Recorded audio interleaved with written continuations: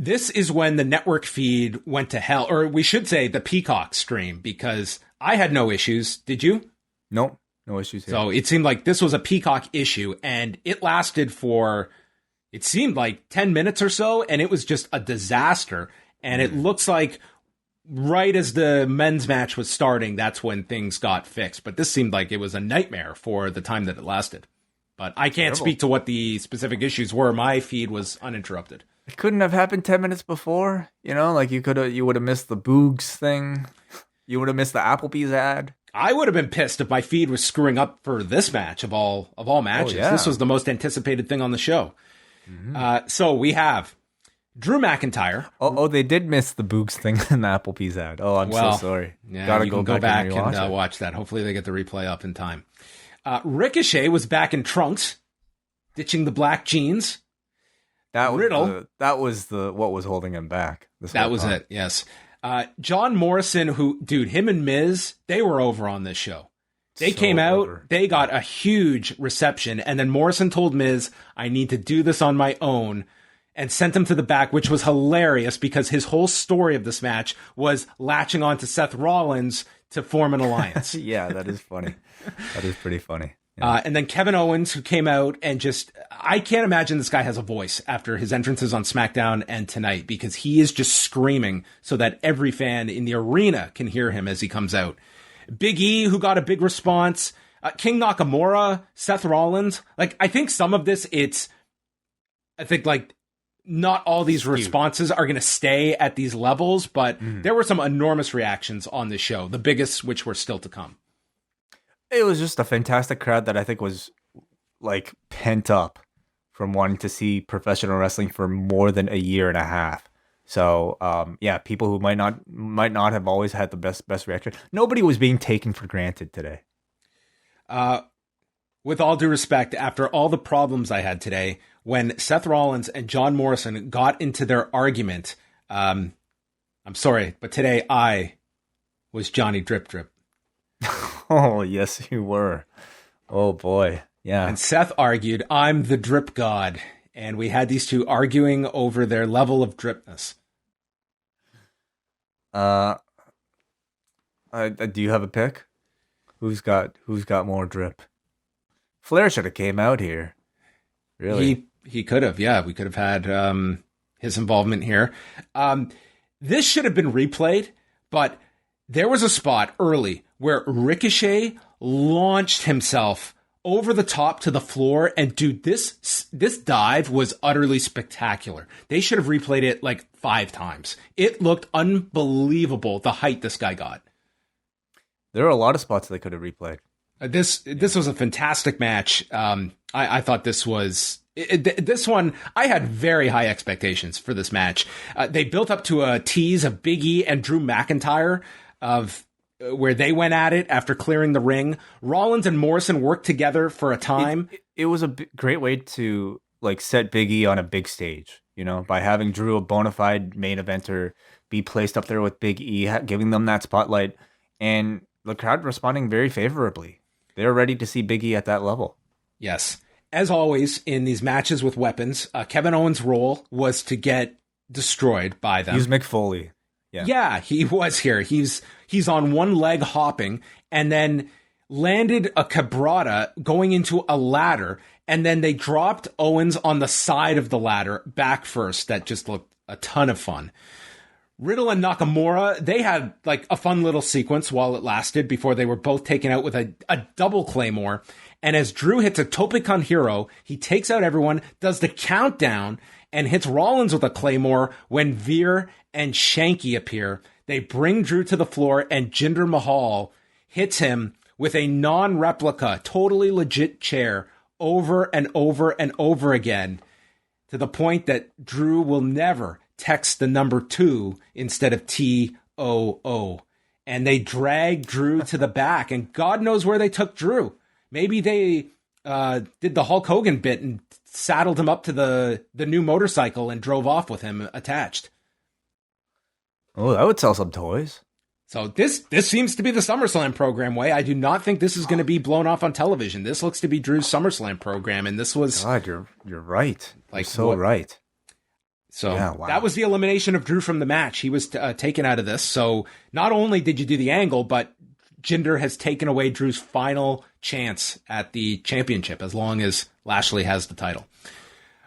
Then Ricochet tight-roped, like walked across the top rope, leaped onto the ladder. Riddle tipped the ladder, so Ricochet landed and balanced on the top rope and dove to the floor. Dude, this guy was out of this world. From that Falls Count Anywhere match on Monday to tonight, this was the best 6-day stretch Ricochet has had on the main roster. There's nothing even comparable. There's nothing in the galaxy that approaches these two performances by Ricochet. He was amazing in this match. This was the spot of the match. This spot was so good, it almost made this crowd forget his past 2 years of booking. It was But what does it say that I had zero faith of him having any prayer of winning this thing? None. Well, yeah, you know the rank, right? You know where he where he is on the card. I think it's a start, at least, John. Capturing the crowd's attention this way. Primarily, we hope that this caught Vince McMahon's attention. Because if it caught Vince's attention, maybe it could be the start of an actual build. I feel like coming off of tonight, they'd be idiots not to really. Well, I guess they might not. Wait a minute, were you Prince Puma? Holy shit! All this time. You're the guy from the Will Ospreay match? The best of the Super Juniors? That was you? Yeah. I really feel like this entire month, like throughout the Morrison matches, Ricochet has been reminding us who he is. And I'm happy for it because the man has always been this talented. He just hasn't been given the spotlight. So I hope they play off of this momentum. Riddle hit an RKO to Big E, then yanked Ricochet off the ladder for an RKO in midair. Nakamura climbs, and he gets squirted in the eyes by the dripstick. And that was the death of Nakamura. Well, okay. Well, he fell off the ladder. Listen, this whole drip thing is massively over, okay? This crowd proves it. They love this stuff. I think Morrison, again, has been doing a tremendous job. He and The Miz are both incredibly entertaining. And they've got, I guess they weren't selling dripsticks because I guarantee you everybody would have been shooting. It sounds so bad.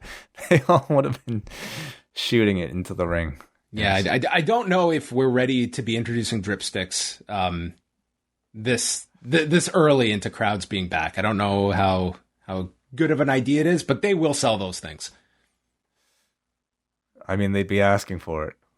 So that's it. Nakamura is out via water.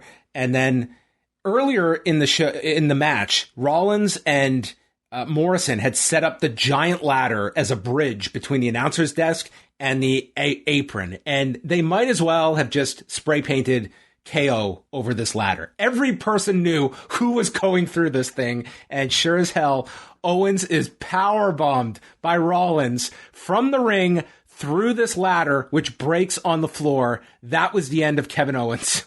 The passion of the Kevin as it continues. Rollins climbs, Big E follows and hits a big ending off the ladder.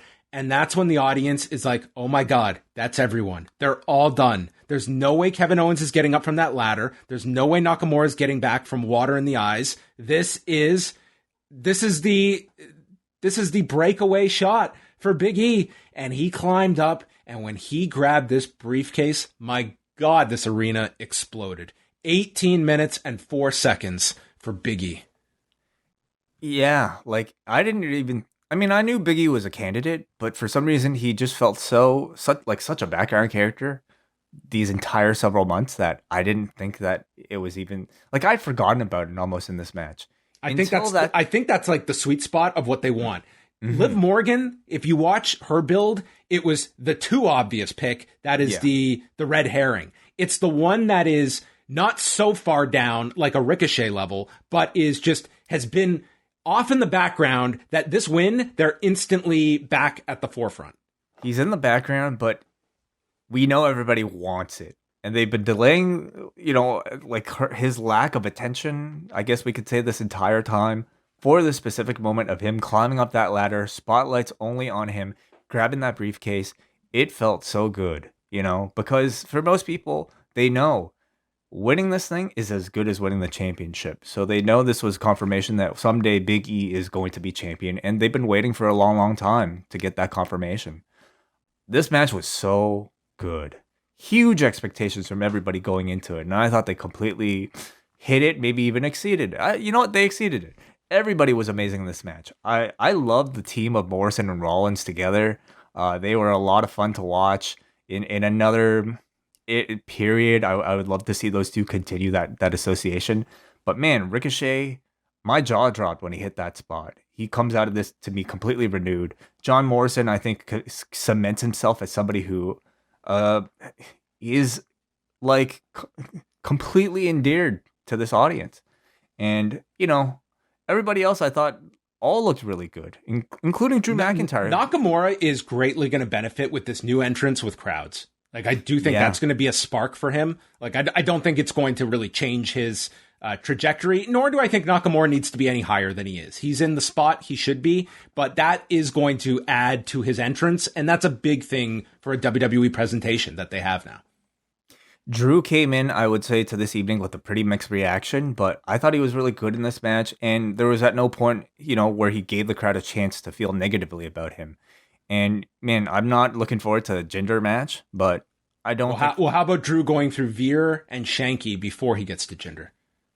Well, if they're fast, then maybe, but you know, there's no chance. At least, like, there's no doubt who the crowd will be favoring in that one. I feel. Yeah, this was an excellent match. Excellent ladder match. They did a great job, and they had high expectations going into it.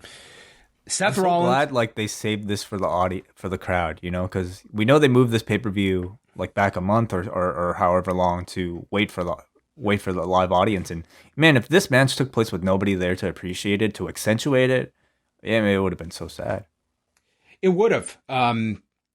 You know, watching Slammiversary last night, granted, they had fans there, but it was like a very small number that we're talking about. And, you know, I'm watching Kenny Omega and Sami Callihan, and I know that it was like your violent, hardcore match, but with a lot of creative elements to it. It was a very well-worked match that with a giant audience, they would have been going nuts for stuff. But I find watching ladder matches, hardcore matches where it's either zero crowd or a very subdued crowd, I think it's a negative to the match. I think it's really hard when you're watching these spectacular things and more so dangerous things, and you're not getting at least the trade-off of you're doing this for the big reaction. And I hit that immediately with the amount of ladder matches we saw, especially early in the pandemic in WWE.